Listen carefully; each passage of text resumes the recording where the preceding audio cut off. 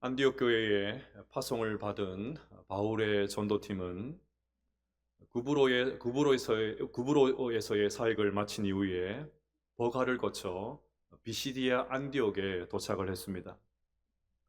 성경은 그 여정을 단 한 줄로 기록을 해 놓았지만 그 길은 무려 200km가 넘고 타우루스라는 산맥을 넘어야 하는 아주 고된 길이었습니다. 그 길이 얼마나 고약했던지 마가 요한은 질에 겁을 먹고 집으로 돌아가는 돌발 상황까지 벌어지게 되었습니다. 감사하게도 저는 8년 전에 바울이 걸었던 이 전도의 길을 소위 성지순례라는 이름으로 체험한 적이 있습니다. 그 여정에 참여하면서 느낀 것 가운데 하나는 도대체 바울이 이 먼 길을 어떻게 다녔을까 하는 것이었습니다.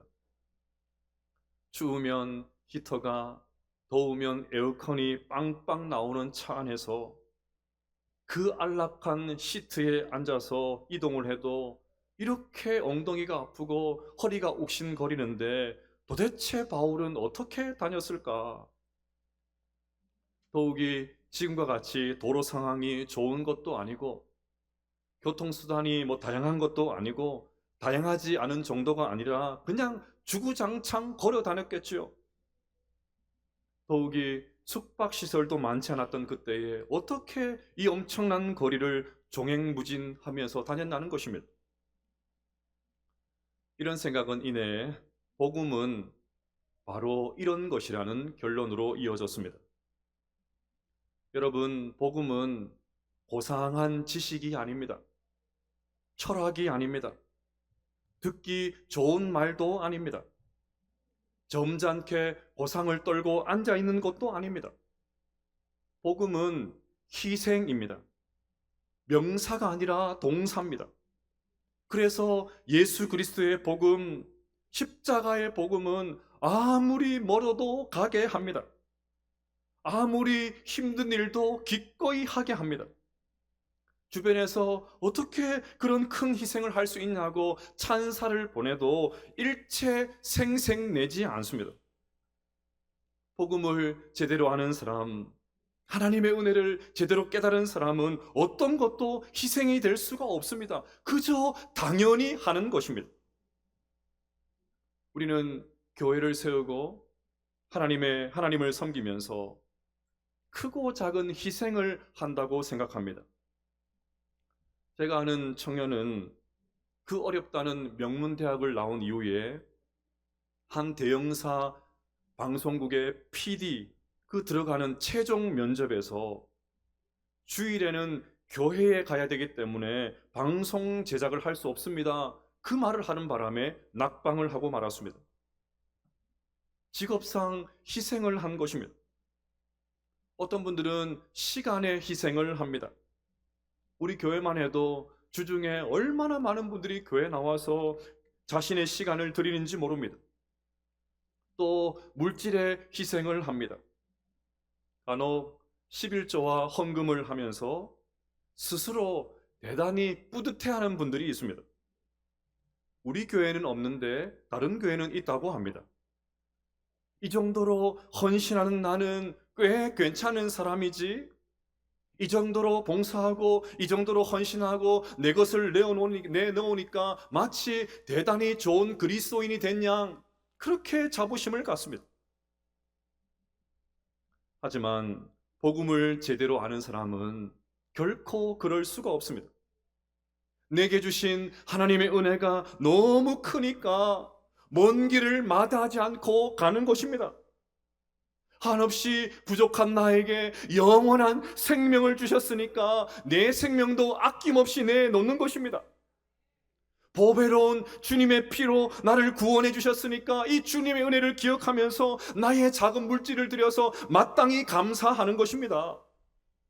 하나님이 창세전부터 우리를 구원하시기 위해서, 나를 구원하시기 위해서 고민하셨으니까 우리도 기꺼이 내 시간을 드리는 것입니다. 한 사람이라도 예수님을 믿어서 새 생명을 얻는 것을 보고 기뻐하는 것이 복음입니다. 이 일을 위해서 내 모든 것을 드릴 수 있는 것이 복음입니다. 그렇게 헌신하고도 내 것을 다 드리고도 내가 한 것이 아닙니다, 하나님이 하셨습니다, 하나님의 은혜라고 고백하는 것이 복음입니다. 우리 모두에게 이 바울의 이 열정, 이 바울의 이 고백이 있게 되시기를 바랍니다. 그래서 우리에게 주신 은혜를 기억하면서 바울과 같이 교회와 하나님 나라를 위해서 더 많이 헌신하고 희생할 수 있는 우리 모두가 될 수 있기를 주님의 이름으로 축복합니다. 지난주에 우리는 바울이 비시디아 안디옥에서 설교하는 장면까지 살펴보았습니다. 바울은 세 가지 대지로 설교했습니다. 첫째는 예수님은 너희 유대인들이 지금도 그렇게 읽고 있는 구약 성경에서 하나님께서 약속하신 메시아이시고, 둘째는 너희들이 십자가에 못 박아 죽은 그 예수님께서 부활하셨다는 것이고, 셋째는 하나님께서 약속하신 메시아이시며 사망 권세를 이기고 부활하신 이 예수님을 믿어야 구원받는다는 것입니다. 그러니 아무리 전에도 도대체가 믿지를 않아서 하나님의 심판을 받았던 너희 조상들과 같이 하지 말고 어서 예수님을 믿고 구원받으라. 이것이 바울 설교의 핵심이었습니다. 오늘 본문에는 바울의 설교를 들은 사람들의 반응이 나옵니다. 오늘 예배 이후에 VIP 초청 사랑주일 아름다운 동행 선포식을 가지려고 합니다. 우리도 바울의 전도팀과 같이 영혼 구원을 향한 위대한 여정을 시작하려고 합니다. 이 여정을 시작하면서 우리가 어떤 마음가짐이 필요한지 오늘 본문을 통해서 함께 살펴보려고 합니다. 부디 오늘 이 말씀의 은혜가 우리에게 넘쳐날 수 있게 되시기를 바랍니다. 그래서 10월 20일 날 수많은 영혼들이 우리 교회를 통해서 새 생명을 얻는 구원의 역사가 풍성하게 일어날 수 있게 되시기를 주의 이름으로 축복합니다. 첫째로, 전도가 된다는 기대감이 있어야 됩니다. 고린도전서 1장 21절 말씀을 같이 한번 읽어보겠습니다. 시작. 하나님의 지혜에 있어서는 이 세상이 자기 지혜로 하나님을 알지 못하므로 하나님께서 전도에 미련한 것으로 믿는 자들을 구원하시기를 기뻐하셨도다. 아멘. 전도에 미련한 것으로. 요즘 사람들만 전도를 미련한 것으로 생각한 것이 아니라 2000년 전의 사람들도 전도를 미련하는 것으로 생각을 했습니다. 새번역 성경은 이 부분을 이렇게 번역했습니다. 어리석게 들리는 설교를 통하여. 우리가 전하는 몇 마디 말을 듣고 사람들이 마음의 문을 열고 예수님을 믿는다? 여러분, 이것이 가당치나 한 이야기입니까? 저의 어눌한 설교를 듣고 예수님을 믿는 사람들이 생겨난다? 요즘 사람들이 얼마나 똑똑한데 불가능한 일입니다. 그런데 놀라운 것은 그렇게 미련해 보이는 전도로, 정말 어리석게 드리는 설교로 지금도 구원받는 사람들이 여전히 있다는 사실입니다. 오늘 본문에 나오는 사도 바울의 설교를 들었던 사람들이 꼭 그랬습니다.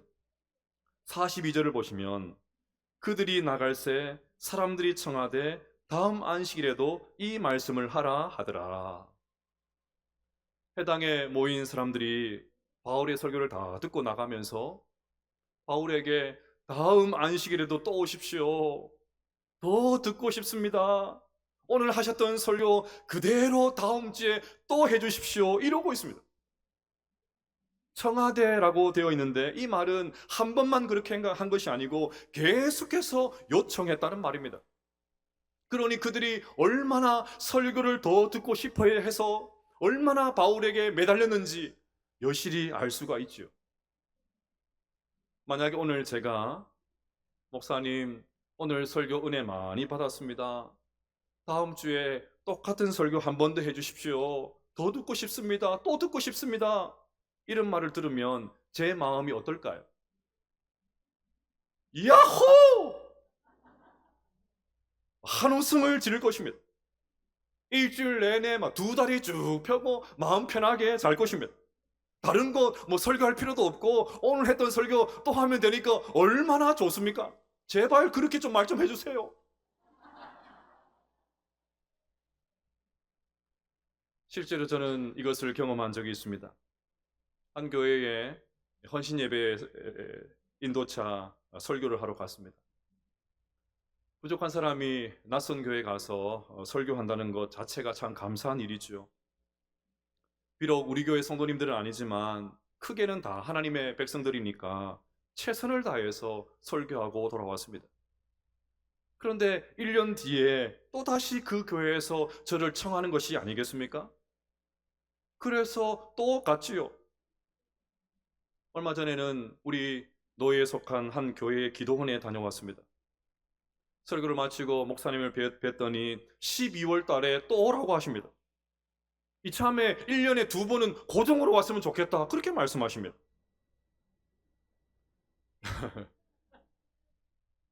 전도에 미련한 것으로 믿는 자를 구원하시기를 기뻐하셨도다.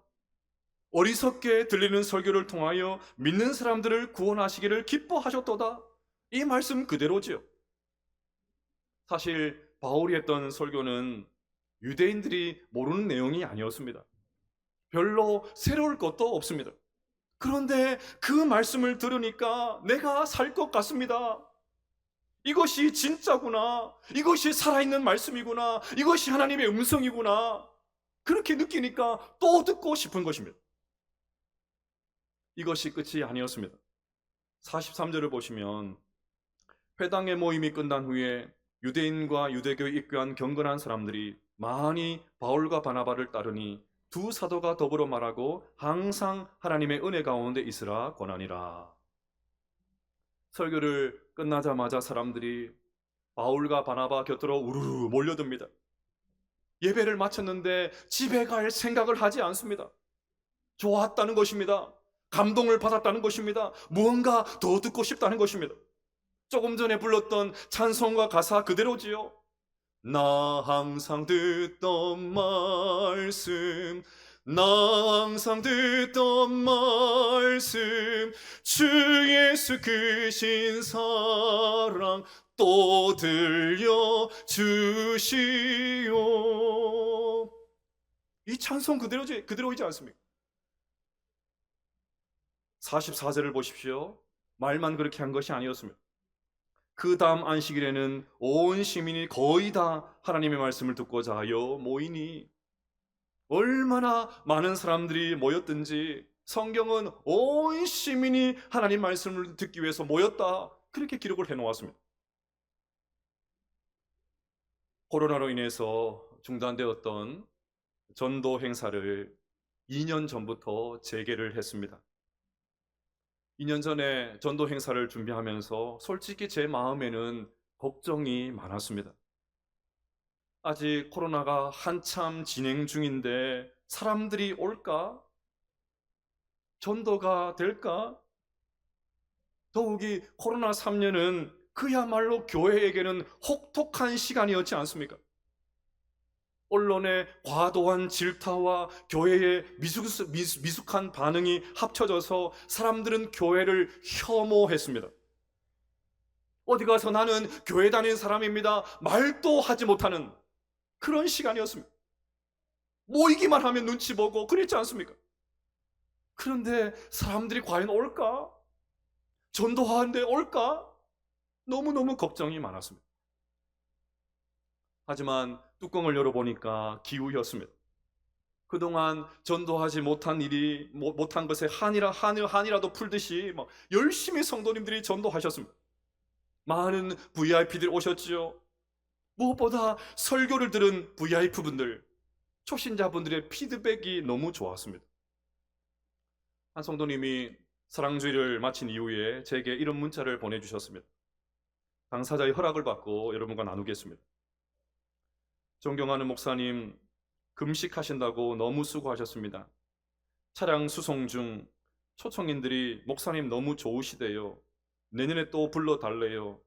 10년간 꾸준한 초청이 이어지면 큰 부흥이 될 줄 믿습니다. 전도란 긴 시간을 두고 지속하며 하시면 주님이 그 수고를 보시고 동서사방에서 보내주실 줄 믿어요. 우리 구역의 안무개 집사님도 초청잔치 몇 번 오다가 어느 날 갑자기 교회 온다고 해서 데려온 케이스였거든요.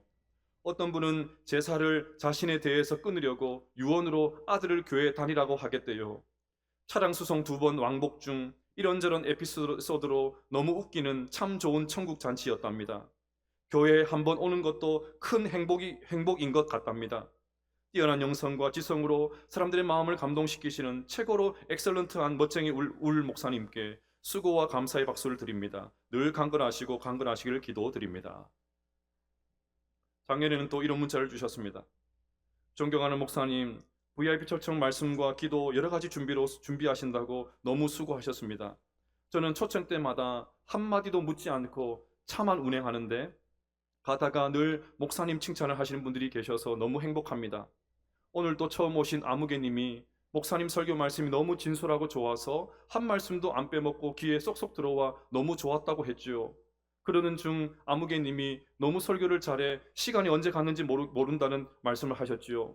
모두가 잘 왔다는 행복한 표정이었답니다. 머지않은 날 구원을 기도하며 하나님과 목사님께 감사드립니다. 오늘은 목사님의 사랑과 축복과 감사가 가득한 하루였습니다. 너무 수고하신 목사님께 박수를 드립니다. 평안한 밤 되시고 늘 강건하옵소서. 사랑하는 여러분, 하나님은 지금도 전도에 미련한 것으로 믿는 자를 구원하시는 것을 기뻐하시는 줄로 믿습니다. 어리석게 드리는 설교를 통하여 지금도 믿는 사람들을 구원하시는 분이신 줄로 믿습니다. 그러니 VIP 초청 사랑제를 준비하면서 여전히 전도는 된다, 이 기대감을 가지고 함께 믿음으로 준비할 수 있는 우리 모든 성도들 다 되시기를 주님의 이름으로 축복합니다. 둘째로, 주눅들지 않는 담대함이 있어야 됩니다. 앞서 바울의 설교를 듣고 또 듣고 싶을 정도로 사람들의 호응이 좋았다고 말씀을 드렸습니다. 하지만 다 그런 것은 아니었습니다. 당연히 바울의 설교를 좋아하지 않는 사람들도 있었습니다. 당연하지요. 예수님께서 설교하셔도 듣기 싫다고 귀를 막는 사람들이 있는데 바울이라고 별 수 없지요. 하물며 저 같은 설교자는 얼마나 더 하겠습니까? 45절을 보겠습니다. 유대인들이 그 무리를 보고 시기가 가득하여 바울이 말한 것을 반박하고 비방하거늘. 유대인들이 시기가 가득했다고 합니다. 그러면 시기가 가득한 이 유대인들은 누구일까요? 당연히 유대인들에게 평소 말씀을 가르쳤던 지도자였을 것입니다. 평소에 그들이 설교를 할 때는 이렇게 많이 사람들이 모인 적이 단 한 번도 없었습니다. 그런데 어느 날 갑자기 듣도 보도 못한 사도 바울이라는 사람이 와서 한 번 설교를 했는데 사람들의 찬사가 이어집니다. 이런 설교는 평생 듣어보지 못했다는 것입니다. 그냥 한 번 그러고 사그라질 줄 알았는데 계속 사람들이 모일 때마다 바울의 설교 들어봤어? 바울의 설교 들어봤어? 너무 대단하지 않아? 계속 바울 이야기만 합니다. 다음 안식일에 더 많은 사람들이 바울의 설교를 듣기 위해서 모여든 것을 보고서 그만 시기심에 불타가지고 비방을 해대기 시작했습니다. 여러분, 우리가 전도할 때 사람들의 반대는 얼마든지 있을 수가 있습니다. 반대하는 것 당연합니다. 특별히 복음을 통해서 예수님을 제대로 만나려면 죄로 물든 우리의 실상을 직면해야 됩니다. 영혼의 실체를 직시해야 됩니다. 나는 꽤 괜찮은 사람인 줄 알았는데 아니었구나. 절망하는 과정을 반드시 거쳐야 됩니다. 그래야 예수님을 만날 수가 있습니다. 하지만 대부분의 사람들은 자신의 실체를 정면으로 대면하는 것을 고통스러워합니다. 자신의 치부가 드러나는 것을 극도로 꺼립니다. 누군가가 와서 그것을 지적하면 막 비난을 퍼붓습니다. 너나 잘하시라고. 왜 교회만 오면 죄인이라고 하냐고. 너나 잘하시라고. 짜증을 부립니다. 안가를 운영하시는 한 장로님의 글을 본 적이 있습니다. 한 번은 할머니 한 분이 진료실로 들어오십니다. 그런데 얼굴에 있는 화장이 여기저기 막 뭉쳐 있고 립스틱과 또 화장은 마치 아이들이 장난을 친 것처럼 막 엉망으로 번져져 있었다고 합니다. 할머니를 모시고 온 분의 이야기를 들어보니까 이 할머니는 평소에 강박적일 정도로 깔끔하게 집을 정리해 놓는데 최근에는 여기저기 먼지가 수북하게 쌓여 있다는 것입니다. 검사를 해보니까 아니나 다를까 백내장이 상당히 진행이 되어서 결국 수술을 했습니다. 당연히 할머니께서도 너무 만족해 하셨습니다. 며칠 후에 할머니가 예전보다 깔끔하고 단정한 모습으로 또다시 진료실을 찾아오셨습니다. 그런데 진료실을 들어서자마자 다짜고짜 오늘 원장님과 단판 지으러 왔다고 하면서 막 화를 내시는 것입니다. 여러분, 이유가 뭔지 아십니까? 백내장 수술을 하고 나서 보니까 그동안 눈에 보이지 않았던 먼지가 눈에 들어와가지고 하루 종일 청소한다고 너무너무 힘들다는 것입니다. 그러면서 먼지가 안 보였을 때가 훨씬 마음이 편하다고 내 눈 이전으로 돌려다오. 그 항의하러 오셨던 거예요. 한 번은 또 80대 할아버지가 병원을 찾았다고 합니다. 더듬거리면서 들어오시는 모습이 한눈에도 심한 시력 장애가 있다는 것을 알 수가 있었습니다. 10년 전부터 점차 보이지 않았는데 보호자들이 치료에 소극적이어서 결국 이렇게 된 것이었습니다. 검사를 해보니까 역시 백내장이 너무 심해서 곧바로 수술을 했습니다. 다음 날 병원에 찾아온 할아버지가 온 세상이 너무 환해졌다고 너무너무 기뻐하셨습니다. 그날 진료를 다 마치고 이 원장 장로님께서 이 할아버지가 너무 궁금해가지고 직원들에게 물었습니다. 할아버지 기분 좋게 가셨지? 그 할아버지 기분 좋게 집에 가셨나? 그랬더니 직원들이 어두운 표정을 지으면서 고개를 가로젓는 것 아니겠습니까? 진료를 다 마치고 기뻐하던 할아버지가 거울 앞에 오랜만에 섰는데 10년 동안 너무나도 변해버린 그 얼굴을 보면서 문제가 발생한 것이었습니다. 할아버지가 거울 앞에서 마주한 것은 주름으로 가득한 낯선 늙은이의 얼굴이었습니다. 10년 전에는 안 그랬는데 눈이 밝아서 정확하게 자기 모습을 대면하고 보니까 큰 충격을 받았던 것입니다. 여러분 마찬가지입니다. 사람들은 언제나 진실을 마주하기보다는 그것이 거짓인 줄 알면서도 달콤한 거짓 안에 머물고 싶어 합니다. 누군가가 불쑥 찾아와서 자신의 실체를 드러내면 막 불편해합니다. 그러니 VIP 초청 사랑주의를 준비하면서 꽃길만 걷기를 기대해서는 안 됩니다. 우리를 환영한 사람도 있겠지만 어쩌면 훨씬 더 많은 사람들이 우리를 피하게 될지도 모릅니다. 또 교회 가자 그 말하려고 왔지. 네가 그 말만 안 하면 내가 너무너무 편할 텐데 또 교회 가자고 그 말하려고 왔지. 그러면서 다시는 안 만나 줄 수도 있습니다. 중요한 것은 이런 반대를 당했을 때 우리가 어떻게 해야 하느냐는 것입니다. 우리 46절 말씀을 같이 한번 읽어보도록 하겠습니다. 시작. 바울과 바나바가 담대히 말하여 이르되 하나님의 말씀을 마땅히 먼저 너희에게 전할 것이로되 너희가 그것을 버리고 영생을 얻기에 합당하지 않은 자로 자처하기로 우리가 이방인에게로 향하노라. 아멘. 바울과 바나바는 사람들이 시기하고 반박하고 비방하는 그 상황 속에서도 전혀 위축당하지 않았습니다. 오히려 더 담대했습니다. 여러분 솔직히 우리가 전도를 주저하는 가장 큰 이유 가운데 하나가 두려움이지 않습니까? 괜히 교회 가자는 이야기 했다가 좋았던 관계가 멀어지는 것 아닐까? 서먹해지지는 않을까? 예수님 이야기하면 사람들이 싫어하지 않을까? 주변에 있는 사람들이 다 떠나지 않을까?